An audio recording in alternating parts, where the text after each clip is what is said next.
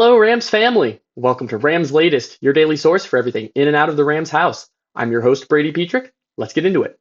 I'm playing an away game this week, so my locker room's looking a bit different than usual, but new stops for no one, and we've got quite a bit to run down today. The NFL has released the official schedule for the 2026 season, so it's time for Schedule Palooza. I'm going to run through the entire schedule to see how the timing impacts each of the matchups and what the Rams and their fans can expect as the Super Bowl favorites march their way to the playoffs. The season is opening hot with a Niners showdown in Australia, and then they're going straight into another primetime game against the Giants the following Monday, and then another primetime game Sunday night against the Broncos. I'm not too worried about any of these games. I always like the Rams' chances against the Niners. I feel like they've traded blows pretty evenly in the past, and I feel like McVay really has Shanahan's number, and this game feels more like a coaching battle than anything else, especially happening so far away from home. The Giants don't scare me much in week two, as I expect it to take some time for them to congeal into the best version of themselves. I also think they're going to sell out to beat the Cowboys in their week one matchup because of division pride and a general shared hatred of the Cowboys. So they might give away their best looks on tape and leave nothing new for what's going to be a guaranteed L on their schedule against the Rams.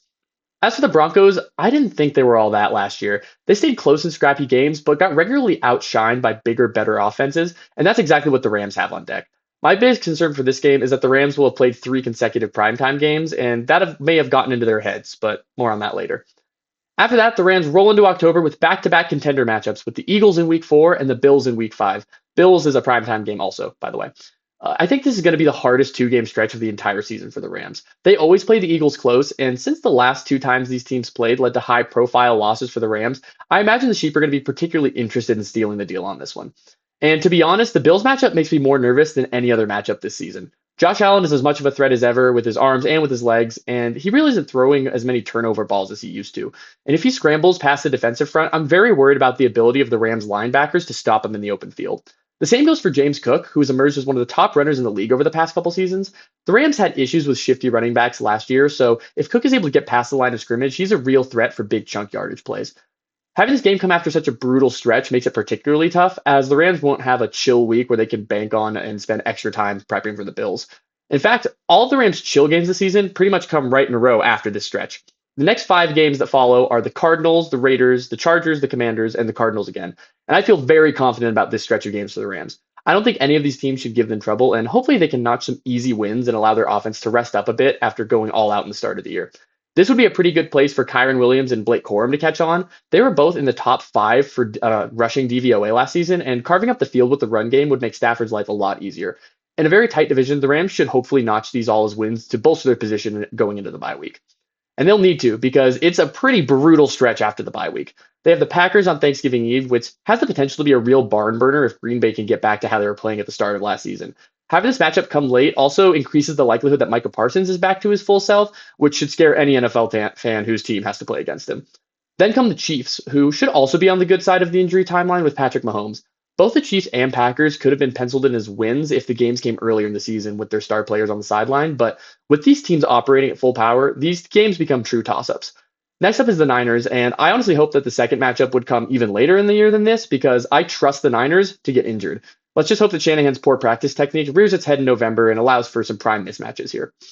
Then come the Cowboys and the Seahawks round one. And it's worth noting that the Rams only get 5 days of rest between the Cowboys and the Seahawks games. That's on December 20th into December 25th, which seems like an insanely small turnaround window. I would feel comfortable with this timeline if it was, say, a Cardinals matchup, but against our biggest rivals in what should be one of the best games of the year, this is less than ideal. Hopefully the Rams can activate their run game in the Cowboys game and keep Stafford fresh for the Seahawks because they're going to need it. But the Cowboys could be a frisky team who demand a sellout performance on offense. This is honestly the worst place the Seahawks matchup could come on the schedule. I'm a little bummed about it. The Rams finish off the season with a game against the Buccaneers and then another Seahawks matchup, this time at home and presumably for all the marbles. Even though the Bucs are always frisky, they don't worry me as the Rams properly handled them in primetime last year, and with the loss of Mike Evans, their receiving room is a shell of the top unit that it used to be. The final Seahawks game is sure to be one for the books, and given the stakes of their final game last season, I wouldn't be surprised if this game got flexed into primetime too. And speaking of primetime, the Rams were given a league-leading 7 primetime games this season, including 3 in the first 3 weeks against the Niners, Giants, and Broncos. This is not only the most primetime games for a team this season, it ties the record for the most primetime games in any season for any team. The NFL seems to expect big things from the Rams and wants the viewing public to get well acquainted with this team in 2026. And after leading the league in offense last year and leading Super Bowl odds in the offseason, that seems like a smart call. We know that the bright lights can affect players differently, with some guys playing their best ball in prime time and other guys famously choking in big moments. So, does primetime game time cause the Rams to show up or shrink away? Well, I decided to take a look at last year's regular season primetime games to see if we can apply any takeaways to this year. The Rams played 4 primetime games last season and lost 3 of them. In fact, 3 of their 5 total season losses came in primetime, which might be why those losses stung so much. The first was an overtime loss on Thursday Night Football to a Mac Jones led Niners. This game was gross, wacky, and fluky, a classic Thursday nighter. The Rams had some stretches of terrific play, including some career best pass play performance from Kyron Williams, who caught 2 touchdowns in the game, but failure to deliver in key moments led to their downfall, especially a missed extra point from Josh Carty that would have ended the game in regulation had it been made. The game ended with a big 4th-and-1 stop on Kyron Williams inside the red zone, which was a devastating end to a very hot game for Williams. So this game was marked by sloppiness, missed opportunities, and a bit of tilting towards the end of the game by McVay. If he had kept a cooler head, I could imagine some bigger plays getting ripped off down the stretch to keep the game inside regulation and bring it home for the Rams. A good lesson to remember for this season. Keep your head screwed on. The Sunday night game against the Buccaneers in Week 12 was a much better showing for the Rams, who delivered a 34-7 routing with impressive play on both offense and defense. Stafford balled out and threw for every offensive touchdown, and Kobe Durant pulled off a massive pick six against Baker Mayfield. And this is the kind of play you want to see in prime time. The stars showed up and all contributed big splashy plays that show their unique skills, like Devontae Adams grabbing 2 touchdowns, one from 1 yard and one from 24, and role players stepped up to deliver under the spotlight, like the aforementioned Kobe Durant pick. The Rams have improved their cornerback room significantly this offseason, so cornerback play should be on the level of these highest highs as opposed to last season's lowest lows. And this game showed that the Rams can do it in prime time. And you could argue that the next game showed the same, even if it didn't end up as a win for the Rams. And that game was the Thursday nighter against the Seahawks in Week 16, the infamous Zachary pass game, which stretched into overtime as a result of the most baffling officiating call I have ever seen in my lifetime. I'm serious. I don't think I'll ever get over how stupid this call was. Don't trust your eyes, trust your ears. The ball was whistled dead. Anyway, the Rams were on fire in this game, delivering 37 points and no turnovers. The defense showed up big, and they got 2 picks off of Sam Darnold. But the weak link was, unfortunately, my boy, kicker Harrison Mevis, who clocked his only missed field goal of the season from the Seahawks' 29-yard line, a crushing blow that ultimately cost the Rams home field advantage in the entire playoffs. Between the missed kick and the abomination of a 2-point conversion, the lesson from this game is simple. Details, details, details. The bright lights can stun some and supercharge others, and the Rams are fortunate that they routinely shine in prime time and that their performance doesn't require them to be perfect. But against division rivals, the margin of victory has never been slimmer, so every detail matters and needs to be perfect. I feel much more confident in this year's team to deliver flawless performances, both because they've done it before at different points last season and because there's been so little turnover from last year's squad. They've all been in these big moments now together, and even the younger studs, so they should be able to tighten up their play and become their best selves in prime time. The final primetime game of last season for the Rams was a bit of a doozy, as the Rams lost to the Falcons in Week 17 after falling down 21-0 in the first half, just the third shutout of McVay's career with the Rams. Stafford turned in one of his worst games of the season. He gave 3 picks, and although Jared Verse was able to pull off a terrific defensive touchdown from a blocked field goal, it wasn't enough to pull the Rams over the hump. They ended up losing 27-24, fumbling away their chance at the number 1 seed in the NFC in the process. This was a back-to-back primetime effort following the Seahawks loss, which is the most concerning thing about this performance to me, because the Rams have that stretch of 3 back-to-back primetime games to start the season, and then another set of back-to-back games on either side of Thanksgiving. I'm not worried about Stafford's ability to deliver game after game, but if his mind is on the next game or the last game, it might prevent him from delivering his best play. This Falcon game should have been a layup, and Stafford's pick ended up being the deciding factor in the loss. The team and coaching staff will need to make sure to treat every primetime game as a main event, no matter which team they're facing, because some teams get an extra spring in their step if they have the chance to unseat the best team in the league in primetime. Being the best is no reason not to try your best. Overall, I have a few key lessons to keep in mind as the Rams double their number of primetime games from last season to this season.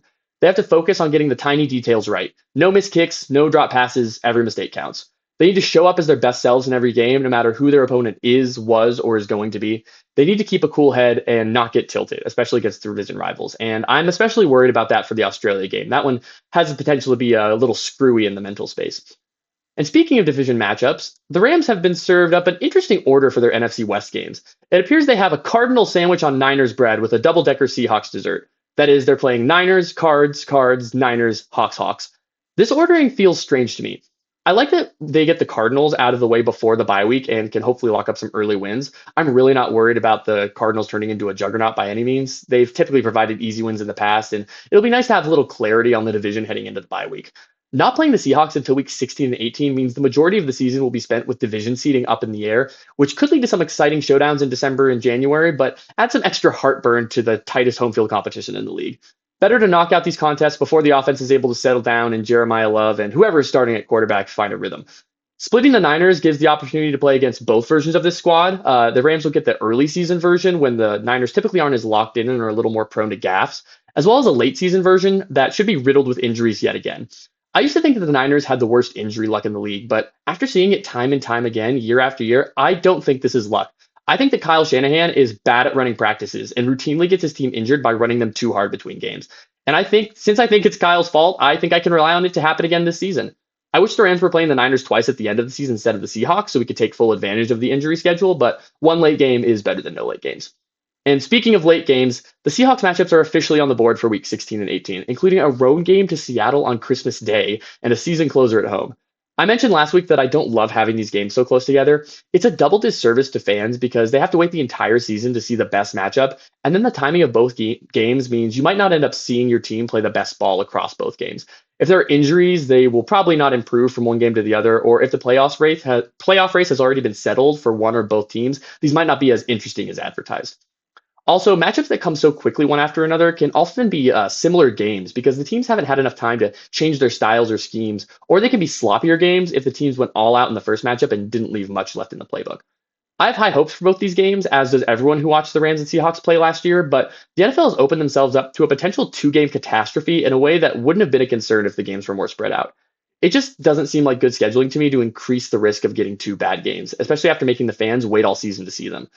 One thing is for sure, though, that Week 18 game has got to be the hottest ticket on the schedule. If it's anything like last year, it's going to be a closest of close games with huge playoff implications. It's very likely that that game decides if the Rams will get home field advantage for the entirety of the playoff run, which would be a dream both for player health and to keep the entire playoff run inside SoFi.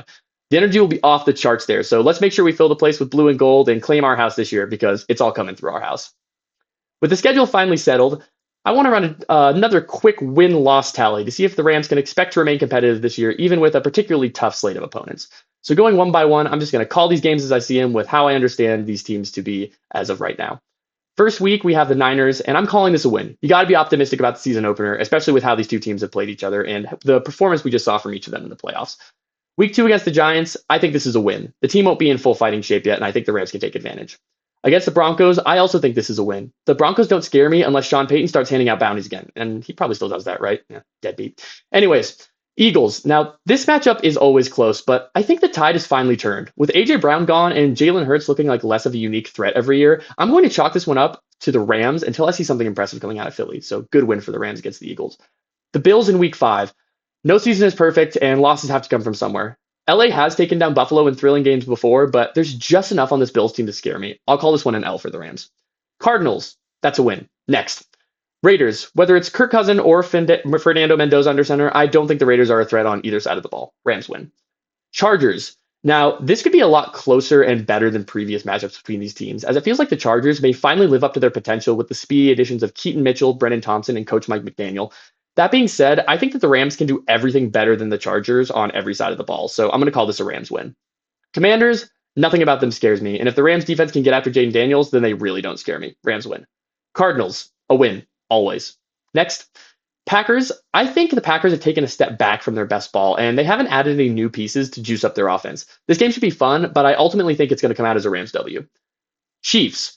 Now, I'll spoil a future pick here and say that I expect between the Chiefs and the Cowboys, the Rams are going to split 1-1. I'm not sure which will happen, but both of these C teams could get squirrely and pull out some crazy plays in the fourth quarter. I expect both these games to be close, but I'll say the Rams fall to the Chiefs after a prime performance from Patrick Mahomes. Niners again. It's always a safe bet to split games with division rivals, especially Kyle Shanahan's Niners, since Shanahan and McVay can really get under each other's skin better than any coaching duo in the league. So I'll call this one a Rams loss. Cowboys, as I said, I expect the Rams to split the Chiefs and Cowboys games 1-1. So I'll call this one a win for now, but I wouldn't be surprised if this flipped. Seahawks.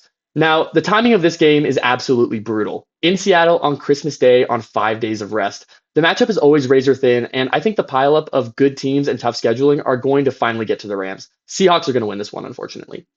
Buccaneers. The Rams cleaned their clocks last year, and I think the Bucs are worse this year. Rams win. And finally, Seahawks Week 18. This game is going to be for all the marbles, and I honestly wouldn't be surprised if McVay has a special playbook that he keeps locked in a bank vault until this game. This isn't just for playoff seeding, it's for reputation and, above all, revenge. I expect the Rams to pull out every conceivable stop and do what they couldn't last year, delivering a back-breaking blow to the Seahawks to cap off the season, most likely on the route to seeing them in the playoffs. Rams win.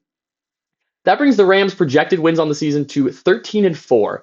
Now, that's the same prediction I made when the schedule was set without dates. So it appears that even for all the international trips, primetime games, and tight turnarounds, the Rams are still positioned to live up to their expectation as the best team of the 2026 season. We'll keep an eye on these teams throughout the offseason, see if any matchups need adjusting. But for now, I think Rams fans should be feeling pretty good about marching their way through the regular season. Now, text your buddies, pick a home game you want to go to, and be sure to show up in blue and gold. The Super Bowl's in SoFi this year, and the whole league is the Rams' house. That's all we've got today for Rams Latest. I'm Brady Petrik, and until next time, go Sheep.